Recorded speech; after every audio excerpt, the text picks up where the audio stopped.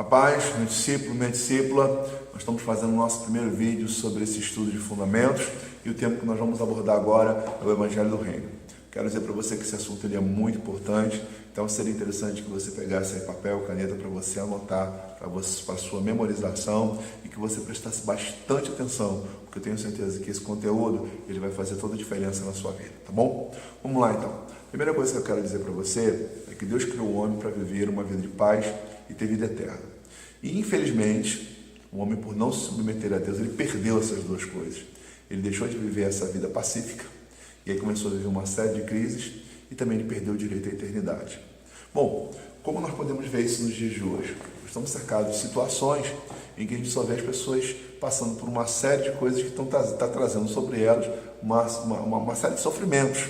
Isso é, casais se separando, pais e filhos que não se falam, nós estamos vendo todo tipo de doença, nós estamos vendo aí crise em todos os cantos, o mundo indo cada vez de mal a pior, e isso tudo é consequência dessa escolha do homem decidir não querer se submeter a Deus. Em algum momento da história da humanidade, Deus ele nos deu uma nova oportunidade. Por quê? Porque ele viu esse sofrimento. Tem um versículo na Bíblia que diz assim: Deus amou o mundo de tal maneira que deu seu único filho para todo aquele que nele crê não pereça, mas tenha vida eterna. Isso é, Deus viu as pessoas perecendo e nos amou, como diz, Deus amou o mundo de tal maneira. Isso é, ele olhou para todos nós e viu que nós precisávamos de uma outra oportunidade de começarmos novamente, de reescrevermos a nossa história, de vivermos uma outra realidade. Para isso acontecer, Deus ele envia Jesus. E ele envia Jesus e diz o seguinte: todo aquele que nele crer não iria continuar perecendo e teria vida eterna. Isso é, para que não pereça e viva para sempre. Essa foi a promessa. Deus enviou Jesus para isso. Mas qual a condição? A condição que nós crescemos nele. Isso é, quando falamos em crer, muitas pessoas elas pensam que está relacionado somente à existência. Eu creio que Deus existe, eu creio que Deus pode, eu creio que Deus faz. Porém, se fosse só isso, todas as pessoas que creem em Deus, elas teriam a sua vida restaurada. E o que nós vemos não é isso não é a realidade. Nós vemos pessoas mesmo que frequentam a igreja, têm uma religião, mas continuam passando as mesmas coisas. Porém, quando a Bíblia diz crer nele, não está falando só da existência, ele está falando da proposta. Significa que Jesus veio ao mundo e nos apresentou uma proposta para a gente parar de sofrer e para que tivéssemos vida eterna. É essa proposta que vai fazer a diferença na vida de qualquer pessoa. Isso é, quando a pessoa ela vai para qualquer lugar, por exemplo, ela vai trabalhar numa empresa, ela precisa saber qual é a proposta da empresa. Ela pergunta: o que eu vou fazer, quantas horas eu vou trabalhar e o que eu vou ganhar com esse trabalho. Isso é, a empresa vai apresentar para ela a proposta e automaticamente ela entendendo a proposta, se comprometendo, ela vai ter os resultados que ela busca naquela empresa. Claro que a igreja ela não é uma empresa, o reino de Deus não é uma empresa, isso é uma ilustração para você entender. Você, em algum momento da vida, na maioria das vezes as pessoas fazem isso por causa do sofrimento, elas chegam à conclusão: preciso de Deus, preciso me aproximar de Deus. Aí ela pensa o seguinte: vou procurar uma igreja. E o que ocorre? Quando ela começa a caminhar com alguém, em algum lugar, com um grupo de pessoas, ela cria uma expectativa que realmente ela vai ter uma mudança de vida. Mas, infelizmente, por não conhecer a proposta, onde muitos não conhecem qual é a proposta, elas acabam não usufruindo disso. E algumas acabam aceitando essa ideia: não, a vida foi feita para sofrer, né? Outros acabam se afastando porque criaram a expectativa de que servindo a Deus viveriam uma vida melhor, mas mesmo depois de estando na igreja elas continuaram a passar as mesmas coisas. Outros acabam transformando isso tudo numa forma de muleta. Isso é, elas vão a igrejas, congregam uma igreja, mas na realidade elas estão em busca de alívio. Ela passa uma série de coisas em casa e quando ela vai para a igreja, ali ela se sente outra pessoa, renovada. Mas muitas vezes a sua realidade não muda. Por que isso acontece? Isso acontece porque na realidade as pessoas não sabem qual é a proposta. E o que eu quero te apresentar nesse vídeo é exatamente a proposta que Jesus trouxe para mudar a nossa história, para mudar a nossa realidade e nos dar uma vida abundante e nos dar a vida eterna. Qual é a proposta, Marcelo? Talvez seja então a sua pergunta. A proposta é o seguinte: Jesus ele chegou e a sua primeira mensagem foi: arrependei-vos porque é chegado o reino dos céus. O que me chama a atenção, essa palavra reino, é que nós vamos ver Jesus repetindo ela muitas vezes. Jesus ele fala, buscar em primeiro lugar no reino de Deus a sua justiça. Quando formos orar, venha a nós o teu reino, seja feita a sua vontade. Nas bem-aventuranças diz assim, e nós herdaremos o reino. Então significa que existem muitos textos em que Jesus ele repete, diz, é chegar no reino, buscar o reino, quem não nascer da água e do Espírito não vai entrar no reino, quem não nascer de novo não vai ver o reino. Então percebe-se que durante 3 anos Jesus quis deixar de forma clara qual era a sua proposta para mudar a nossa realidade. Qual seria? Fazermos parte do reino de Deus. O que eu quero dizer com isso? Existem pessoas que podem fazer parte da igreja e não fazer parte do reino. Elas podem estar anos na igreja e não estar no reino. Existem pessoas que podem estar desenvolvendo trabalhos na igreja, mas não fazer parte do reino. Existem pessoas que têm ministério na igreja, mas não estão fazendo parte do reino. Porque para fazer parte do reino de Deus, que é exatamente a proposta que Ele nos deixou, isso depende daquilo que Ele estabeleceu para sermos inseridos nesse reino, para fazermos parte desse reino. Então a primeira coisa que eu quero mostrar para você, exatamente qual é o entendimento que nós temos sobre o que de fato é o reino. Por que Jesus repetiu isso muitas vezes? Por que Ele falou muitas vezes? Por que Ele orientou os discípulos para que fosse e anunciasse, vão e digam chegado o reino? Bom, simples.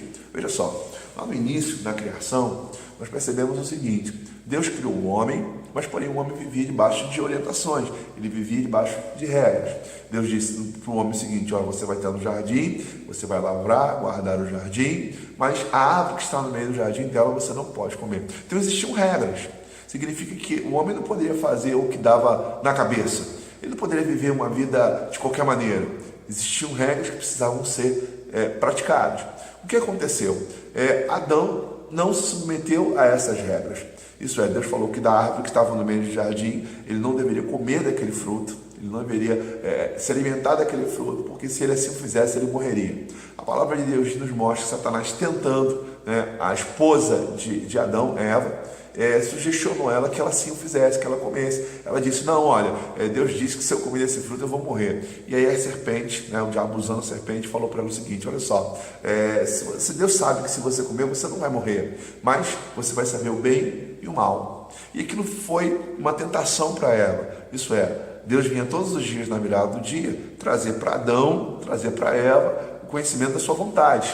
Porém, se eu comesse daquele fruto, na concepção de Eva, ela não poderia agora saber o bem e o mal e não depender mais de Deus. E automaticamente o que ela faz? Ela vai lá, come e dá para o seu esposo Adão. Automaticamente, eles agora têm um entendimento aberto do bem e do mal e perdem o direito da vida eterna.